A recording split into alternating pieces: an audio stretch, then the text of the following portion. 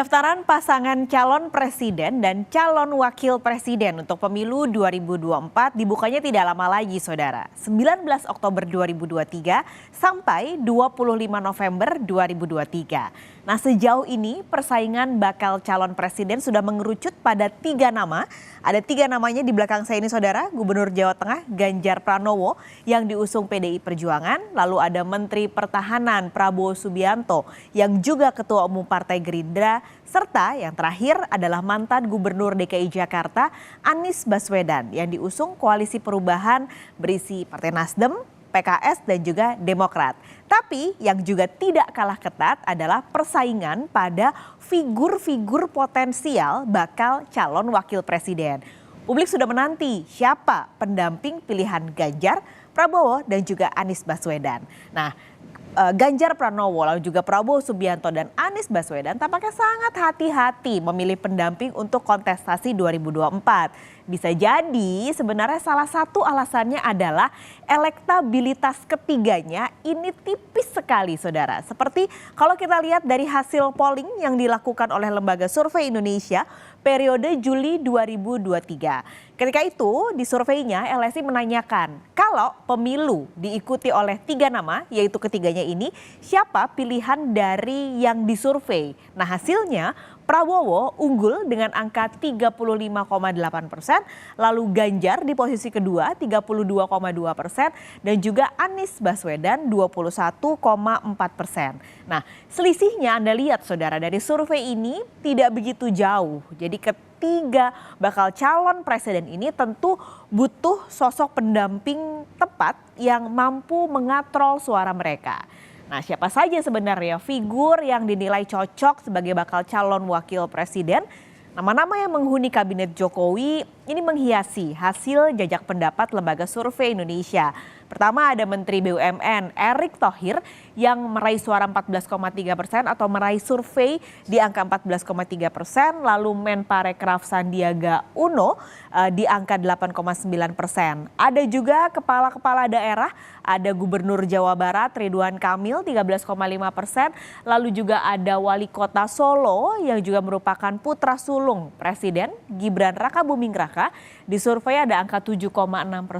Dan yang terakhir di luar itu semua ada juga nama Ketua Umum Partai Demokrat yaitu Agus Harimurti Yudhoyono di 9,5%. Nah, nama-nama ini semua yang muncul di survei LSI di Juli kemarin, Saudara, akhirnya disimulasikan dengan para bakal calon presiden. Misalnya nih, Prabowo kalau dipasangkan dengan Erick Thohir punya keterpilihan sebesar 34,8%. Sementara kalau Prabowo pasangannya adalah Muhaimin Iskandar atau Gus Imin, partner koalisinya saat ini suaranya mencapai 30,7%. Nah, menariknya Saudara, dalam survei ini Prabowo juga dipasangkan dengan putra sulung presiden yaitu Gibran Rakabuming Raka dan hasilnya pasangan ini punya keterpilihan 33,9%. Sayangnya nama yang terakhir yang tadi saya sebut yaitu Wali Kota Solo Gibran Rakabuming Raka punya hambatan untuk bersaing di kursi RI 2 yaitu masalah usia. Karena di undang-undang saat ini tentang pemilu, syarat untuk jadi calon presiden ataupun calon wakil presiden adalah usianya minimal ini 40 tahun. Nah, tapi ini bisa saja berubah karena sekarang ini Partai Solidaritas Indonesia atau PSI yang mengklaim sebagai partainya anak muda sudah mengajukan uji materi batas usia minimal capres dan juga cawapres.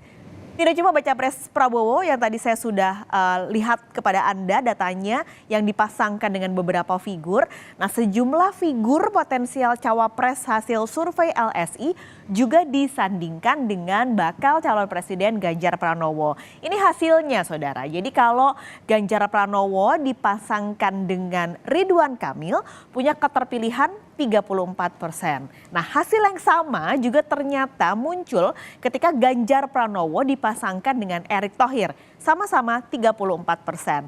Sementara kalau pasangannya adalah Sandiaga Uno, Ganjar Pranowo punya elektabilitas yang sedikit lebih tinggi yakni 35,1%. Lalu di survei Juli 2023 ini, di survei terbaru dari Lembaga Survei Indonesia atau LSI, menyandingkan juga bakal calon presiden Anies Baswedan dengan sejumlah nama-nama tokoh-tokoh potensial yang masuk radar bakal calon wakil presiden.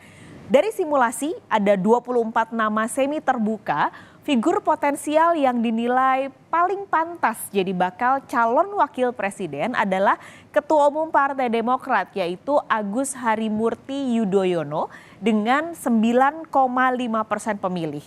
Lalu diikuti Gubernur Jawa Timur Khofifah Indar Parawansa dengan 3,8% dan juga putri kedua almarhum Presiden Gus Dur yaitu Yeni Wahid dengan angka survei 1,3%. Nah, meski survei ini sebenarnya tidak menyandingkan Anies dengan juga mantan Menteri Kelautan dan Perikanan Susi Pujiastuti, tapi ketika disandingkan dan dalam survei ini berhasil mendapatkan jumlah suara yang bersaing dengan Yeni Wahid, angkanya sama yaitu sama-sama 1,3%, saudara. Nah, bakal calon wakil presiden potensial Anies Baswedan ini adalah nama-namanya, dan kalau Pilpres diadakan sekarang siapa yang menjadi paling cocok, nah ini keluar angkanya dari survei yang dilakukan oleh LSI, saudara. Meski sebelumnya seakan tidak pernah dilirik, tapi nama Susi Pujiastuti ini juga yang masuk survei kian solid di bursa bakal calon wakil presiden. Jadi setelah Anies Baswedan sempat mengunjungi Susi di Pangandaran, Jawa Barat 24 Juli lalu, waktu itu Anies juga sempat menginap di rumah Susi dan lalu diajak berkeliling, lalu ketemu nelayan Pangandaran.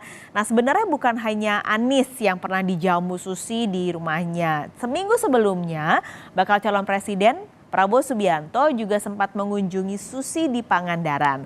Tapi Susi udah bilang dan menegaskan tidak pernah ada tawaran, apalagi dipinang Prabowo sebagai bakal calon wakil presiden. Tapi yang jelas, saudara, sosok mantan Menteri KKP ini dan juga sekaligus bos Susi Air terkenal tegas dan berani, ini punya magnet politik. Jadi hadirnya Susi di kubu baik itu di Anies ataupun di kubu Prabowo bisa menggeser arah dukungan di Pangandaran yang jadi lumbung suara PDI Perjuangan waktu pemilu 2019 lalu.